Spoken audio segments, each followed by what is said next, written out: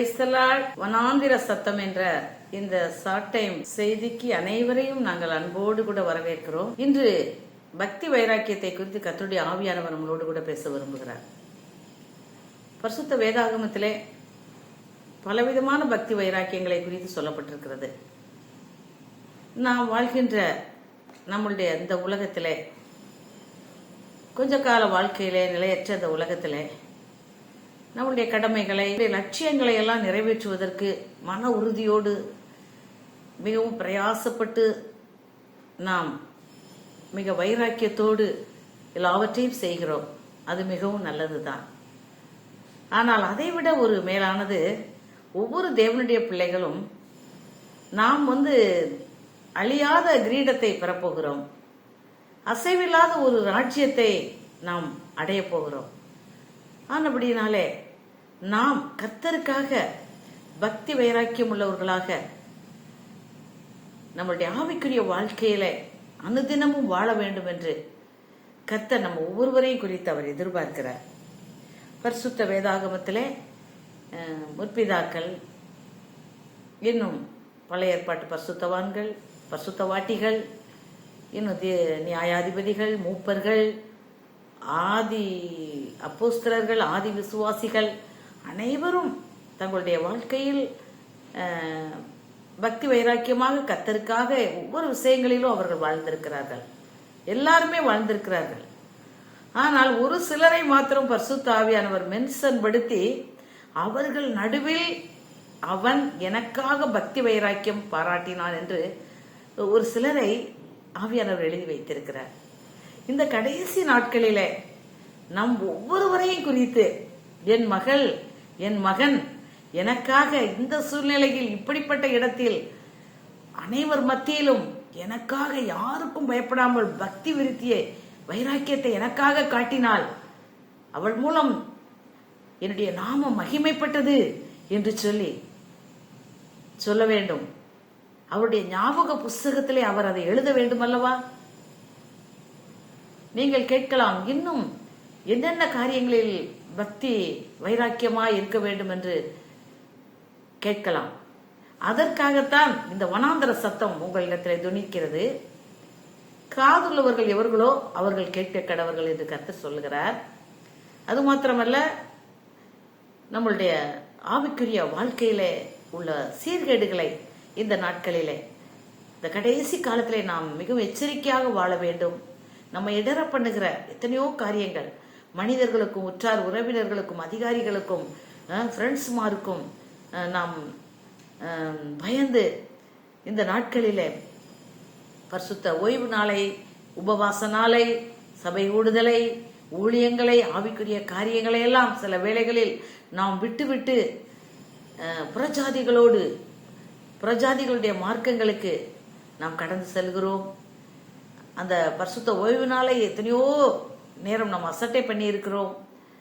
2 கொரிந்தியர் 6ஆம் அதிகாரம் சொல்லுகிறது, 14 முதல் 18 வரை உள்ள வசனத்துல ஒரு 5 காரியங்களை குறித்து ஆண்டவர் சொல்லுகிறார். அந்நிய நுகத்தில் அவிசுவாசிகளுடன் பிணைக்கப்படாதிருப்பீர்களாக. நீதிக்கும் அநீதிக்கும் சம்பந்தம் ஏது? ஒளிக்கும் இருளுக்கும் ஐக்கியம் ஏது? கிறிஸ்துவுக்கும் பேலியாளுக்கும் இசைவேது? அடுத்து, அவிசுவாசியுடனே விசுவாசிக்கு பங்கு ஏது? தேவனுடைய ஆலயத்துக்கும் விக்கிரகத்துக்கும் சம்பந்தம் ஏது? எத்தனை கொஸ்டின் எழுப்புகிறார் பரிசுத்த பவுல் மூலமாக ஆண்டவர் நமக்காக எழுதி வைத்திருக்கிறார். நீங்கள் அவர்கள் நடுவிலிருந்து புறப்பட்டு பிரிந்து போய் அசுத்தமானதை தொடாதிருங்கள் என்று கர்த்தர் சொல்கிறார். அப்பொழுது நான் உங்களை ஏற்றுக்கொண்டு நான் உங்களுக்கு பிதாவாய் இருப்பேன், நீங்கள் எனக்கு குமாரரும் குமார்த்திகளுமாய் இருப்பீர்கள் என்று சர்வ வல்லமையுள்ள கர்த்தர் சொல்கிறார் அல்லவா? ஏன் இந்த நாட்களிலே நம்மளுடைய வாழ்க்கையில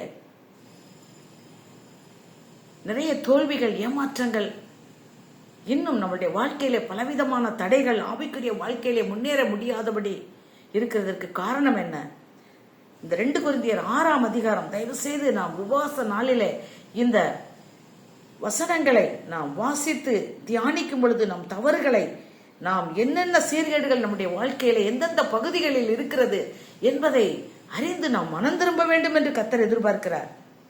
இதிலே நாம் பக்தி வைராக்கியம் உள்ளவர்களாக இந்த கடைசி நாட்களிலே காணப்பட வேண்டும் என்று கர்த்தர் உலகத்தோடு ஒத்து வேஷம் தரிக்காதபடிக்கு விரும்புகிறார். அது மாத்திரமல்ல, சில காரியங்களிலே நாம் எவ்வளவோ ஜெபித்தும் கூட, ஊழியர்கள் ஜெபித்தும், ஏன் நாம் விசுவாசித்தும் கூட நமக்கு சில காரியங்கள் தடைபடுகிறது, காத்திருக்க வேண்டிய சூழ்நிலை வருகிறது. இப்படிப்பட்ட சூழ்நிலையில நாம் மனம் பதறக்கூடாது. நாம் கர்த்தருக்காக காத்திருந்து, கர்த்தருக்காக பொறுமையுடன் காத்திருந்தேன், அவர் என்னிடமாய் சாய்ந்து என் கூப்பிடுதலை கேட்டார் என்று தாவீது சொன்னது போல, இந்த காத்திருக்கிற நேரங்களிலே நாம் என்ன செய்ய வேண்டும்? தளர்ந்து போகக்கூடாது, சோர்ந்து போகக்கூடாது. அந்த நேரங்கள், காத்திருக்கும் அந்த வெயிட்டிங் பீரியட் அது வேஸ்டிங் பீரியட் அல்ல, அது ஒர்க்கிங் பீரியட். கர்த்தர் நமக்காக கிரியை செய்து கொண்டிருக்கிறார். கர்த்தர் அவருடைய நேரத்திலே, அவருடைய சித்தத்தின்படி, அவருடைய விருப்பத்தின்படி நமக்கு மேலானதை தந்தருளுவார். நமக்கு அது நிலையானது, அது மிகவும் விசேஷமானது. ஆனபடினால எந்த காரியமாய் இருந்தாலும் நாம் பதட்டப்படாமல், தாமதிக்கிறதா அதற்காக நாம் பொறுமையுடன் கர்த்தர் நமக்கு இரக்கம் செய்ய வேண்டும், கர்த்தருக்கு காத்திருக்க வேண்டும். அவரை நம்பி நாம் பெற்றுக்கொள்ள வேண்டும். மனிதர்கள் மேல் நம்பிக்கை வைத்து குறுக்கு வழியில் நாம் எதையுமே நம்ம பெற்றுக்கொள்ள கூடாது. நாம் இதிலே பக்தி வைராக்கியம் பாராட்டுகிறவர்களாக நாம் இன்றைக்கு காணப்படுகிறோமா என்று கர்த்தர் எதிர்பார்க்கிறார். அது மாத்திரமல்ல, அடுத்து நம் ஜெப வாழ்க்கையில், நம்முடைய உபவாச வாழ்க்கையில், அனுதின வேதம் வாசிப்பதிலே நாம் முழங்காலில் இருந்து, ஆதி காலத்து விசுவாசிகள் அப்படித்தான் வாழ்ந்தார்கள். இன்றைக்கு அது அரிதாயிருக்கிறது. முழங்கால் போட்டு ஜெபிப்பது 3 நேரம், வாரத்திலே 3 தடவை நாம் உபாசிக்க வேண்டும். பரிசேயர் சதுசேயருடைய நீதி நம்மளுடைய நீதி அதிகமாக இருக்க வேண்டும். பரிசேயர்கள் 2 தரம் வாரத்திலே 2 டைம்ஸ் அவர்கள் உபவாசித்தார்கள். நம்ம 3 டைம்ஸ் உபவாசிக்க வேண்டும். அடுத்து வேதம் முழங்காலில் இருந்து நாம் வேதத்தை வாசிக்கும் பொழுது நாம் புதிய வெளிப்பாடுகளை நாம் பெற்றுக்கொள்கிறோம்.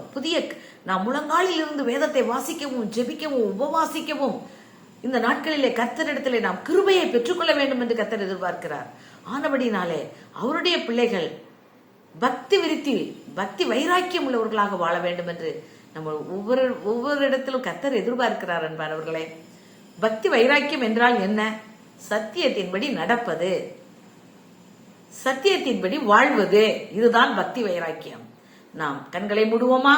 ஆண்டவரே, நாங்கள் உம்மை ஸ்தோத்திரிக்கிறோம். இந்த கடைசி நாட்களிலே ஆண்டவரே, உம்முடைய பிள்ளைகளாகிய நாங்கள் பக்தி வைராக்கியம் உள்ளவர்களாக, பக்தி வைராக்கியத்தை காட்டுகிறவர்களாக, நாங்கள் எந்த சூழ்நிலையில் இருந்தாலும், எந்த இடத்தில் இருந்தாலும் உமக்காக நாங்கள் பக்தி வைராக்கியம் காட்டுகிற பிள்ளைகளாக இனிமேல் நாங்கள் அதிகமாய் இருக்க எங்களுக்கு ஏராளமான கிருபைகளை, புதிய கிருபைகளை கர்த்தர் கொடுப்பீராக ராஜா. இயேசு கிறிஸ்துவின் நாமத்தில் தீர்மானம் எடுக்கிற ஒவ்வொரு பிள்ளைகளுக்கும் அப்பா உமது பலனை கட்டளையிடுவீராக. இயேசுவின் நாமத்தில் ஒப்புக் கொடுத்து ஜெபிக்கிறேன் நல்ல பிதாவே, ஆமென்.